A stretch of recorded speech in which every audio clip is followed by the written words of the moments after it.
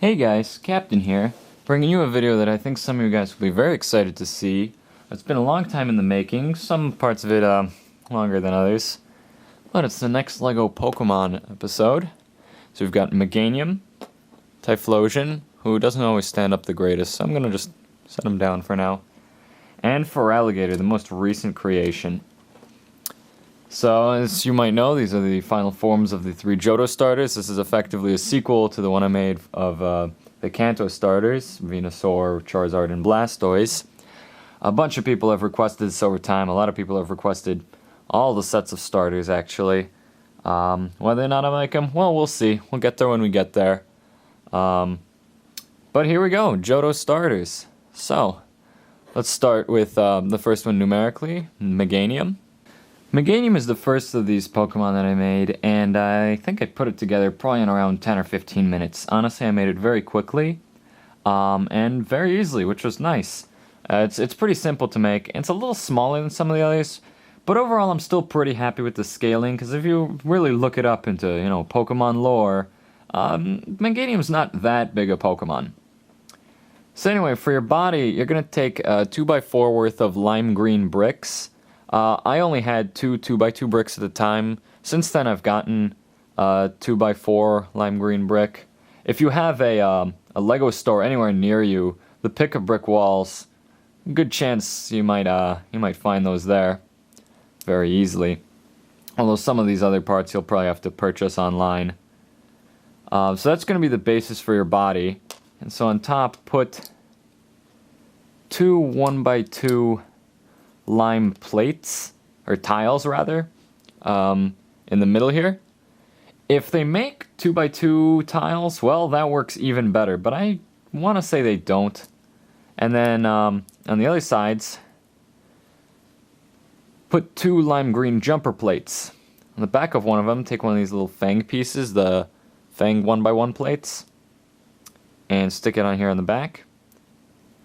And for the head, take 2 of these curved slopes, put one on top of the other, and then take a 1x1 claw tile and put it on top like this, and then attach this to a glowing pink flower. You can find these really easily in blue and yellow. Glowing pink a little harder to find, but still not that rare. And then that'll make up Meganium's neck, and its head. The head is the worst looking part of Meganium, but it's still very distinctive, especially because of this flower here. And I thought about some alternatives, but I think this is almost definitely the best one. And then for the legs, really simple. Just take a 1x1 lime cylinder and a white stud.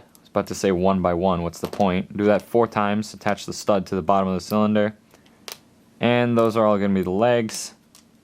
So you'll put those in the front and back ends of your lime brick.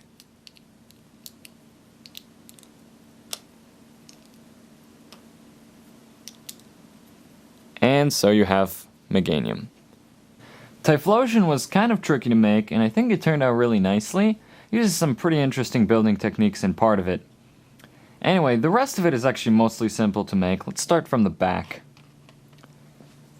So we'll take a 2x6 beige or tan, I think the accepted color is tan plate, and we'll put some of these navy blue 2x4 wedge pieces, the wing type pieces. We'll put them here like this. So there's one stud in the front and in the back of them. And then we'll put another layer of those.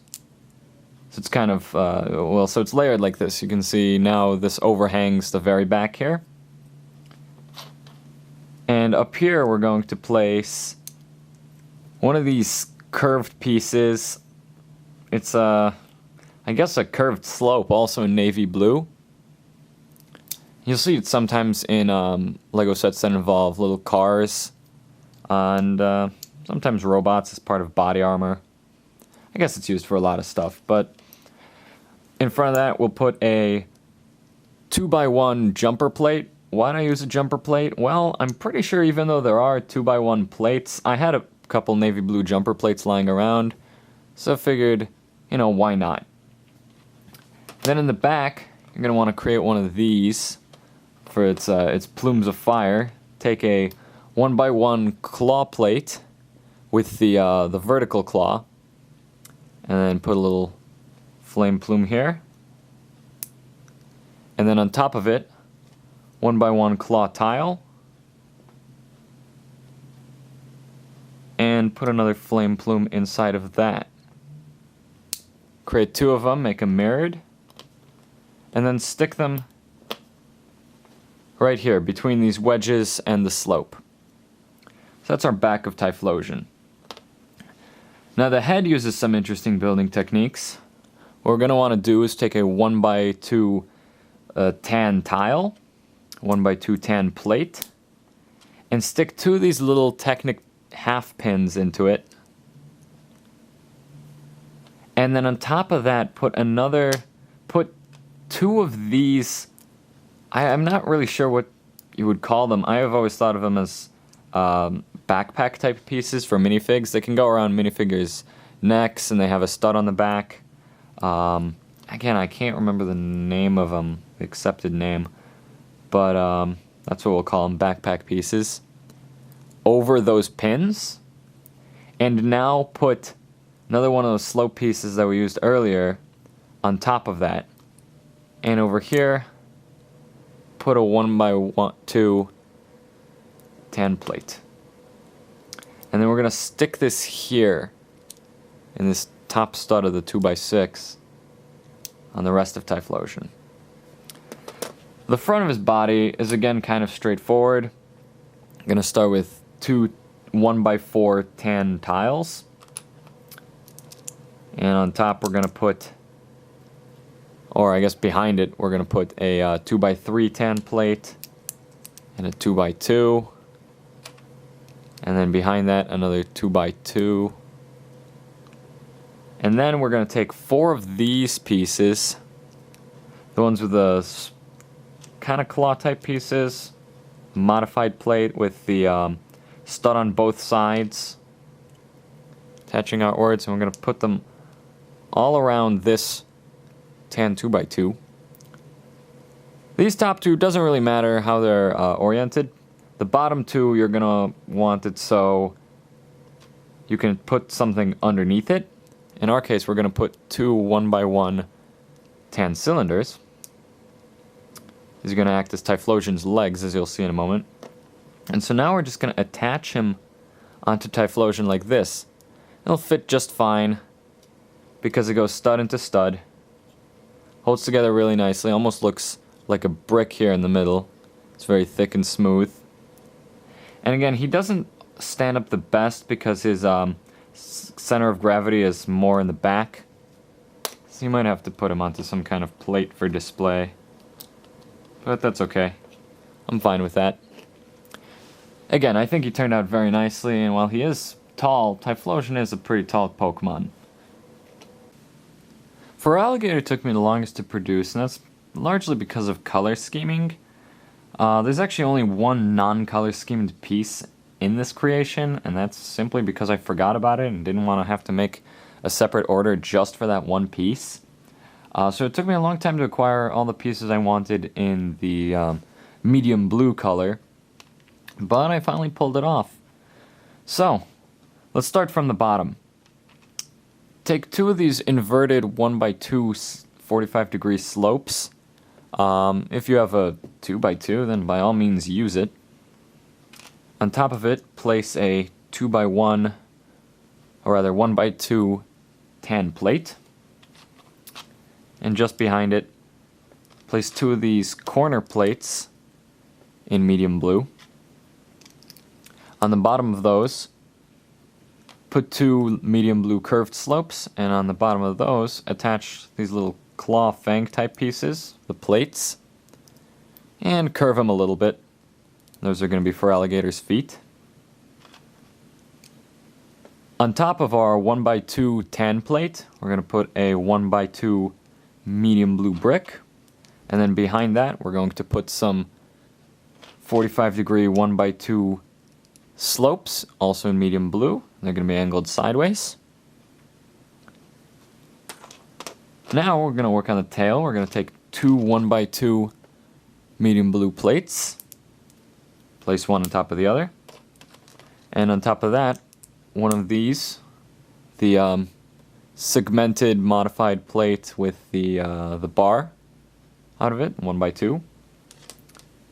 Going to attach a 1x1 claw piece, preferably in medium blue, which I think you can find. They are kind of expensive. Some of these medium blue pieces, pretty cheap, like the 1x2 plates, they're not that much. But some of these pieces, I think I paid 25 cents just for this piece here.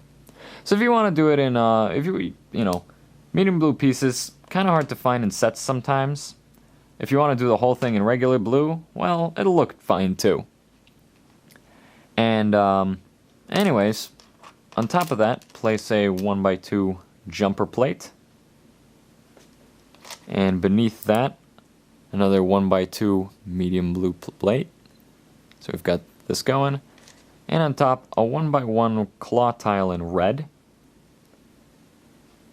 for the spike type things on Feraligatr's back. And we're going to stick this underneath here. That's how that'll look. Now we're going to take a 1x2 slope upwards, not the inverted one, in medium blue. Top of it we're going to place a 1x2 medium blue plate, and a medium blue jumper plate, and another one of these 1x1 claw tiles. I want to have it so the claws are pointed sideways, so it looks best that way. We're going to stick this on the back here. For his torso, we're going to do the same thing twice. Once it's going to be mirrored. This is going to be his arms. Take a half pin, Technic half pin, and stick it into a medium blue brick with a hole in it. And on top of that, take a 1x3 medium blue plate and put a 1x2 on top of it. And then stick it here with the attaching from the stud, the leftover stud from the 1x3. That's going to be one of his arms. Again, make that twice so it's mirrored. And here you've got his arms. And nicely, they rest on top of the very corner of this slope here. So in a neutral position, they're right about here, which actually looks pretty good. But they can swing all the way around. Well, most of the way around. They can swing up here if you want, though. So that's that. For the head, what we're going to do, we're going to take a 1x2 tan plate, 2x2 tan plate, place the 1x2 underneath it, and on top of it, on the other end, we're going to place a 1x2 medium blue plate, like such. And then I'm taking two 1x2 medium blues, sticking them here. If you can find a 2x2 medium blue, which may or may not even exist, then by all means, go ahead. And on top, or rather, let's go from the back first. Back here, stick another one of those 2x2 45-degree slopes. And trying to remember, I think in the middle of this, we want to put a medium blue jumper plate and the last one of these claw tiles here. Feraligatr really is kind of hunched over. Notice his neck protrudes a lot, and if you look at any artwork of him, or even his sprite, it holds true. So I think I captured that pretty well in this creation. And that's that for Feraligatr. Bit of a complex creation, but relatively simple pieces. Again, I realize a lot of these are hard to track down in medium blue, so you might want to just opt for using regular blue instead. I've seen some created with regular blue, and they turned out really nicely. So that's that for this episode of LEGO Pokemon Creations. I really hope you enjoyed. If you did, please rate, comment, subscribe. Check out my other ones, send this to your friends, and I will see you guys next time.